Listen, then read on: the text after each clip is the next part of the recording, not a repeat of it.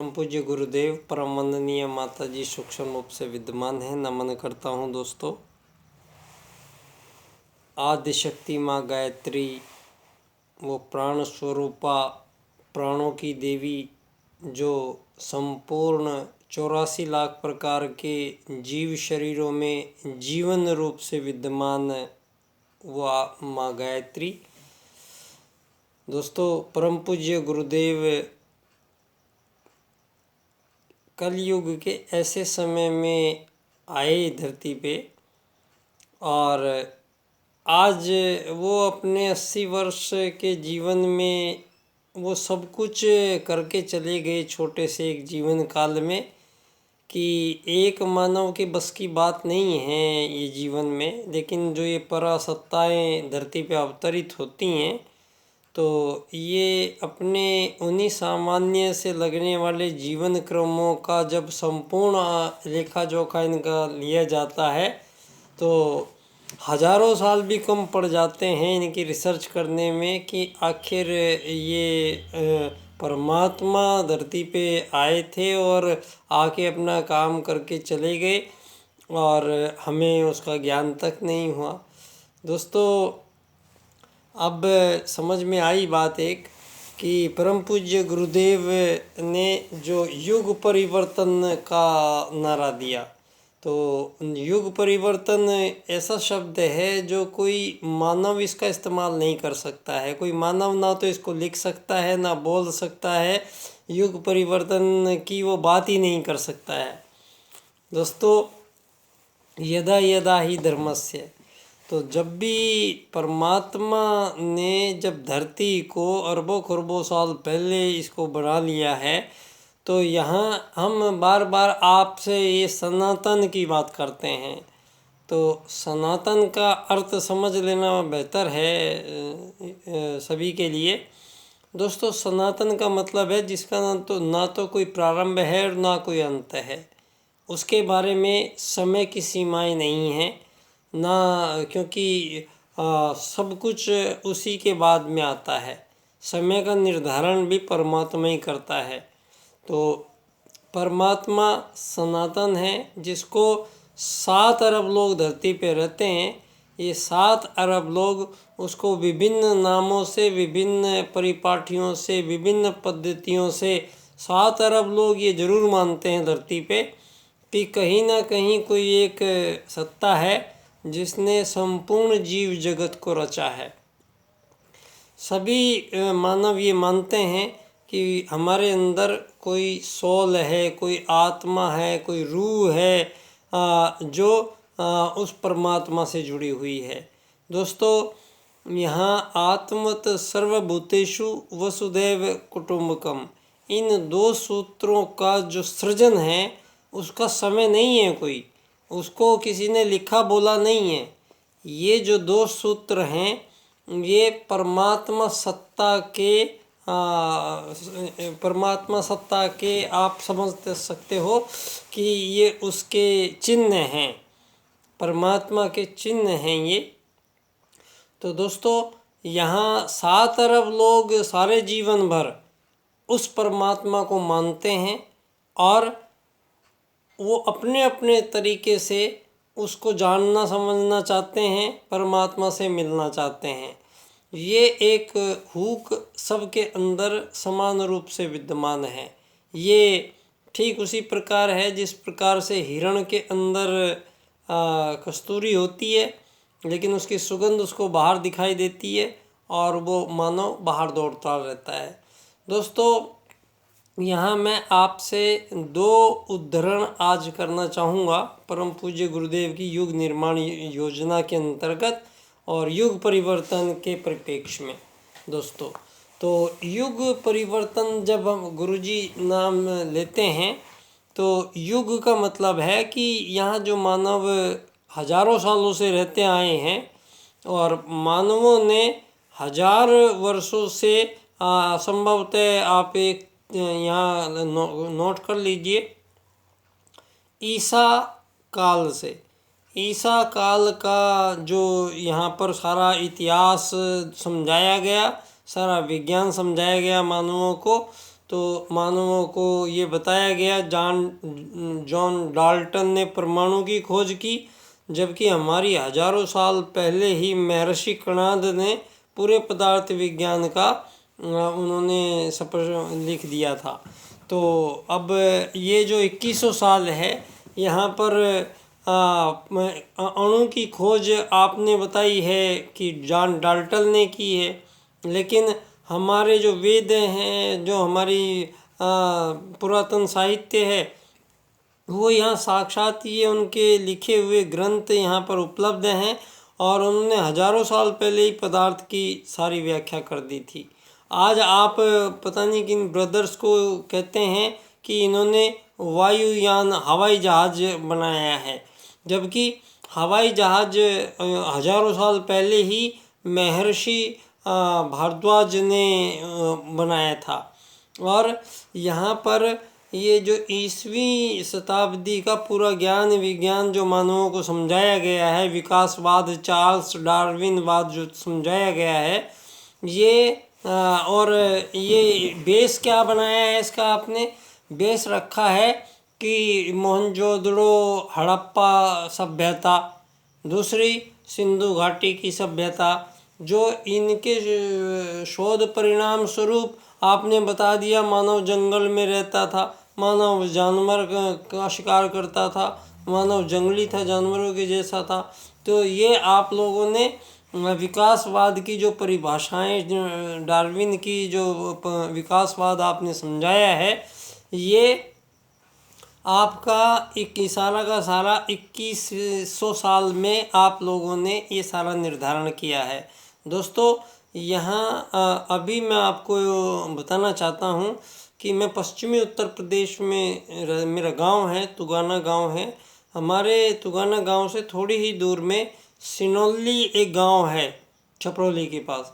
तो सिनोली गांव में पिछले कुछ सालों में पुरातत्व विज्ञानियों ने वहाँ पर जो खोदा वहाँ से, और खोद के जो नीचे से जो सामान निकला है, वहाँ पर 2 बग्गियाँ थी जिनमें कॉपर का यूज़ किया गया है। उनके तलवार हथियार वो इतने घातक जो हजारों साल में भी नष्ट नहीं हुए, वो आज भी कोटेड करके इस तरीके की उनकी सभी वैज्ञानिकों ने बताया। मैंने ये देखा अभी वीडियो।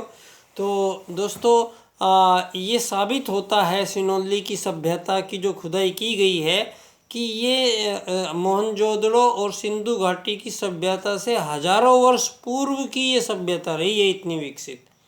तो यहाँ आपका जो 2100 साल का जो ये ज्ञान विज्ञान था, ये आप ही लोग, वैसे तो कुछ दिन पहले हमारे भारत में, हमारी भारत की आज़ाद तथाकथित जो सरकार है, उन्होंने हलफनामा पेश करके कहा कि भगवान श्री राम का कोई अस्तित्व नहीं है, काल्पनिक चरित्र हैं ये। हमारी सनातन भारत की वो आज़ाद सरकारें तथाकथित इसलिए क्योंकि आज़ाद तो भारत आज़ाद तो सुभाष चंद्र बोस जी ने पहले ही करा लिया था, और उनकी जो सरकार स्थापित हो चुकी थी, सारे विभाग बट चुके थे, खुद की उनकी मुद्रा थी, खुद का डाक टिकट था, खुद के उन्होंने कई देशों ने उनको मान्यता प्राप्त भी कर दिया था। तो जब भारत आज़ाद होके उधर से आ ही गया था, तो ये भारत में आज़ादी भी 2 प्रकार की थी इस समय। एक आज़ादी जो सुभाष चंद्र बोस लाना चाहते थे और भगत सिंह लाना चाहते थे, जो आज़ादी परम पूज्य गुरुदेव भी लाना चाहते थे। तो वो आज़ादी जिससे हमें ये तय करने का अधिकार हो कि हमारे देश की राजनीति क्या होगी, हमारे देश की अर्थनीति क्या होगी, हमारे देश की मूल जो सारी की सारी मानव से संबंधित जो क्षेत्र हैं, वो हम किस प्रकार से, क्योंकि हमारा सनातन भारत है, सनातन भारत में धर्म अर्थ काम मोक्ष की प्राप्ति के लिए मानव आया है, और आत्मवत् सर्वभूतेषु वसुधैव कुटुम्बकम के सिद्धांत के अनुसार मानव शरीर है ही नहीं, शरीर के अंदर आई हुई आत्मा मानव का परिचय है। ये बात दीनदयाल उपाध्याय जी राजनीति क्षेत्र में करते हैं और परम पूज्य गुरुदेव के अनन्य भक्त और प्रथम शिष्य परम पूज्य गुरुदेव के ही आदेश अनुसार उसी अखंड दीपक को साक्षी रखते हुए एक ऐसे संत, एक ऐसे तपस्वी राजनीति परम पूज्य गुरु, जब अवतारी सत्ताएँ आती हैं तो ये अवतारी सत्ताएँ अपने कुछ कार्यक्रमों को दूसरे कुछ आत्माएं अपने साथ लेके आती हैं और उनको हस्तांतरित कार्य कर दिए जाते हैं। तो परम पूज्य गुरुदेव का जो सारा युग का पुनर्निर्धारण किया जा रहा है, तो परम पूज्य गुरुदेव, क्योंकि हमारा गायत्री परिवार राजनीति नहीं करता है, राजनीति से कोई मतलब नहीं है, राजनीति करता नहीं है, लेकिन गायत्री परिवार राज की नीति के निर्धारण में मुख्य भूमिका निभाएगा अब भविष्य के इस युग परिवर्तन में। दोस्तों, आप सब लोगों को याद होगा कि परम पूज्य गुरुदेव ने 18 सूत्र लिख के उन सूत्रों पे लिखा है नए युग का नया संविधान, जबकि संविधान जो शब्द है वो धर्म क्षेत्र का नहीं है, ये शब्द है राजनीति का। तो राजनीति क्षेत्र में आत्मत सर्वभूतेषु की सिद्धि दीनदयाल जी को करनी है और वसुदैव कुटुंबकम परम पूज्य गुरुदेव ने अखिल विश्व गायत्री परिवार का निर्माण किया है। दोस्तों, अखिल विश्व, सारा संसार, इसमें गायत्री, गायत्री मतलब गे प्लस 3, प्राणों को धारण करने वाले, अखिल विश्व गायत्री मतलब सारे संसार में सभी प्राणी जो प्राणों को धारण किए हुए हैं उन सब को मिला के ये अखिल विश्व गायत्री परिवार इस धरती पे गुरुजी ने प्रस्तुत कर दिया है। अब ये यहाँ मानव ही नहीं है, धरती पे मानव ही प्राणी नहीं है। परम पूज्य गुरुदेव 84 लाख प्रकार के समस्त जीव शरीरों को सबको मिला के एक अखिल विश्व गायत्री परिवार जो बनाया है, ये है वसुदैव कुटुंबकम। और इसका जो मुख्य भाग है आत्मत सर्वभूतेषु, ये इस बार इसको धर्म में तो सब नाम लेते हैं, लेकिन गड़बड़ कहाँ हुई है दुनिया में? गड़बड़ हुई है राज की नीति में। क्यों? क्योंकि जब धरती पे सतयुग में कोई राजा प्रजा दंड दांडी की जरूरत नहीं थी, मानव धरती पे पहली बार आए थे और उनकी हजारों लाखों साल की उम्र थी, वो 1000 लाख साल तक जीते थे। ये कितना लंबा चला सतयुग, और सतयुग के बाद में फिर त्रेता, फिर द्वापर, फिर कलयुग। तो जब सतयुग के बाद में गड़बड़ होने लगी तो धरती पे मानवों के बीच में 3 चुनाव करा के प्रथम राजनीति का जन्म भारत ने विश्व को दिया। धर्म है, धर्म में से एक का चुनाव, राजकता, अराजकता में से एक का चुनाव, और नीति और अनीति में से एक का चुनाव। तो मानवों ने 3 चुने, धर्म, राजकता और नीति। तो इन तीनों को मिला के बन गया धर्म आधारित राजनीति। ये धरती पे पहली बार राजनीति का उदय हुआ और धरती के पहले राजा महाराज मनु को बनाया गया। और मनु ने मानव जीवन के संपूर्ण आयामों को रखते हुए, क्योंकि सतयुग से जो मानव आए हैं वो मोक्ष प्राप्त करने के लिए आए हैं, उसके लिए ऐसी ही पद्धति चलती रहे, मानवों को भ्रम ना हो, तो तब धरती पे पहली बार राजनीति आई और धर्म आधारित राजनीति। और मनुवाद, मनु संहिता, वो पहला वेद आधारित जीवन दर्शन मानवों को संपूर्ण रूप से अपने उद्देश्य को प्राप्त कराने के लिए, धर्म अर्थ काम मोक्ष की प्राप्ति मानव को करने के लिए आदेश दिया गया है। और ये ब्रह्मचर्यग्रस्त वानप्रस्थ संन्यास के माध्यम से हो सकता है। तो धर्म की परिभाषा गड़बड़ हुई, अर्थ की परिभाषा गड़बड़ हुई, काम का भोग बनाया गया और मोक्ष से कोई सरोकार दुनिया को है नहीं। तो सारी दुनिया का अधूरा जीवन अधूरे सिद्धांतों पे अधूरी आदि जिंदगी देके और मानव जाति को यहाँ विकास के नाम पे बरगला के ये सारी दुनिया में ये जो आज़ाद देशों का खेल चल रहा है, ये जो अमीर गरीब मालिक नौकरगिरी का खेल चल रहा है, ये सारे खेलों का समापन करने का समय इस युग परिवर्तन बेला में आ गया है। और इसको दीनदयाल उपाध्याय जी 4 सूत्र सारी मानव जाति के समक्ष नए युग की नई राजनीति का निर्धारण करने का काम पूरा करते हैं।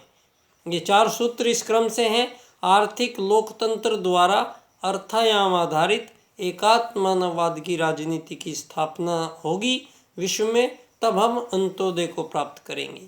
तो इसमें अंत्योदय ये नहीं है अंत के व्यक्ति को लाभ पहुंचाने का नाम अंत्योदय नहीं है, अंत के व्यक्ति को उदय करने का नाम, अंत को हटा के और एक ही लाइन में सारी दुनिया के 7 अरब लोगों को खड़ा करना है। तो ये एक सूत्री करेगा दीनदयाल उपाध्याय जी का एकात्म मानववाद का राजनीतिक सूत्र। और अर्थायाम में दीनदयाल जी ने स्पष्ट किया कि मानवों के बीच में किसी भी प्रकार का कोई वस्तु विनिमय होता है, मानवों के बीच में कोई सेवा सहायता की जाती है, तो इनके बदले में कोई लेने देने का विधान भारत का सनातन नियम नहीं है। ये हमारा कोई स्वाभाविक रूप नहीं है, ये पश्चिम का विचार है। और पश्चिम के विचार के कारण ही मानवों ने ये धन आधारित जीवन पद्धति का निर्माण किया, जिसको अर्थायाम के माध्यम से दीनदयाल उपाध्याय जी इस पूंजीवाद को हमेशा के लिए धरती से इसका समापन करने का पूरा सरंजाम पूरा हो चुका है। दोस्तों, ये 4 सूत्र हैं। आर्थिक लोकतंत्र में सारी मानव जाति को खाने का अधिकार और काम का अधिकार साथ लेके मानव पैदा हुआ है, दीनदयाल जी कहते हैं। यहाँ मानव को रोटी कपड़ा मकान चिकित्सा स्वास्थ्य सम्मान इनके लिए संघर्ष कराए रखना, मानवों को मानवों से यहाँ युद्ध शोषण वध हत्याएँ कराते रहना, ये यहाँ सतयुग काल से जो नहीं होता है। तो मानवों के लिए जो अनुकूल मार्ग नहीं है, जो मानवों के करने लायक जो कार्य नहीं है, मानव को जो बनने लायक भूमिका नहीं है, मानव यहाँ किसी खास उद्देश्य से परम सृष्टा ने 84 लाख प्रकार के सभी जीव शरीरों से सर्वश्रेष्ठ एक शरीर मानव का प्राप्त हुआ है, जिसके माध्यम से वो आत्मा अपने परमात्मा से मिल सकती है, मोक्ष प्राप्त कर सकती है। और बाकी के जीव शरीरों में ये मोक्ष प्राप्त करने का कोई साधन नहीं है। एक मानव ही है जो परमात्मा का साक्षात्कार कर उसमें विलीन हो सकता है, मोक्ष पा सकता है। यह आत्मा जो हमारे अंदर बैठी हुई है, यही आत्मा सभी पेड़ों वृक्ष वनस्पतियों में है, सभी प्रकार के छोटे बड़े सभी जीवों में है। ये एक ही परमात्मा का अंश आत्मा है और आत्मा ही प्राण धारण करता है। जितने भी जिंदा प्राणी हैं उनके अंदर शरीर में ऐसी कोई शक्ति नहीं है कि वो प्राणों को धारण करेंगे, क्योंकि प्राण एक बार शरीर से निकलने के बाद में धरती पे आज तक उस शरीर में दोबारा शरीर ने कोई प्राण धारण नहीं किए हैं, वो तो सड़ के ख़त्म हो जाता है। तो यहाँ स्पष्ट है कि जो परमात्मा का अंश आत्मा है वही सभी शरीरों में है, और इसको संचालित जो करता है वो है प्राण, वो है आदिशक्ति माँ गायत्री।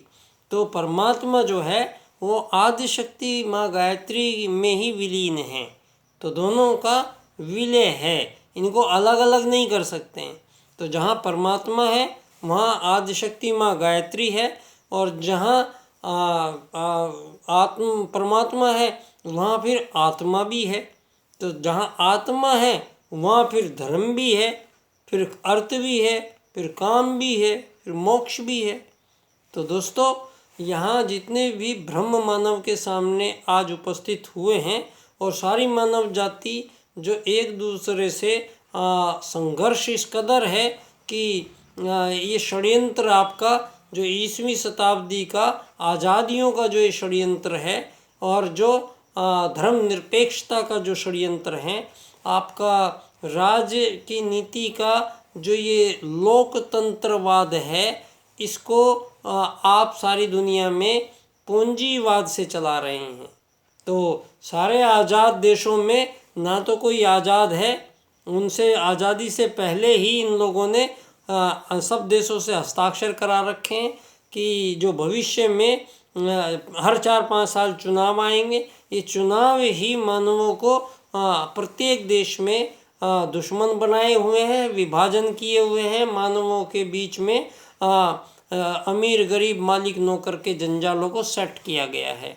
और मानवों के बीच में जितने भी द्वंद्व हैं वो धर्म क्षेत्र का है।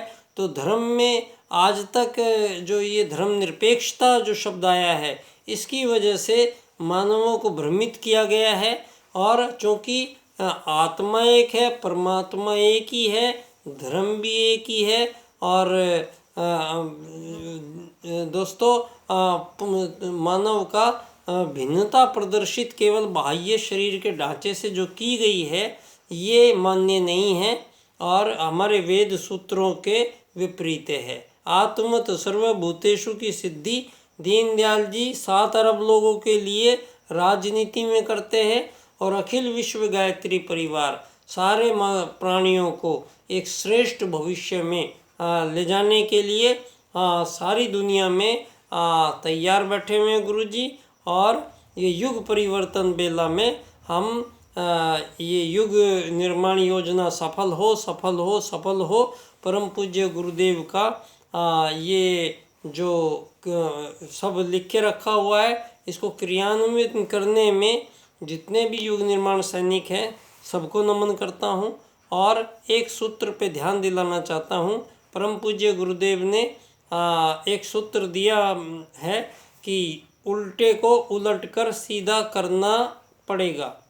अगर दुनिया में आपको हमें मार्ग नहीं दिया जा रहा है और हमारी सही बात को नहीं माना जा रहा है, तो गुरुजी ने कहा है कि अगर आपकी अंतरात्मा ये कहती है कि ये बात सही है, तो फिर सारी दुनिया के सामने विरोध में खड़े हो जाना।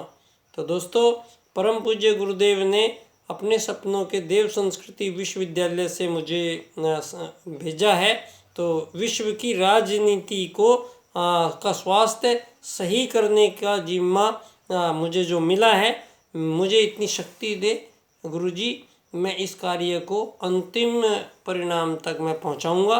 मैं विश्व न्यायालय में जाकर सारी दुनिया के जितने भी राज्य की नीतियाँ से दुनिया को चलाया गया है, मैं विश्व न्यायालय में जाके और अर्थायाम आधारित एकात्म मानववाद की राजनीति को प्रस्तुत करता हूँ। धन्यवाद बच्चा डॉक्टर।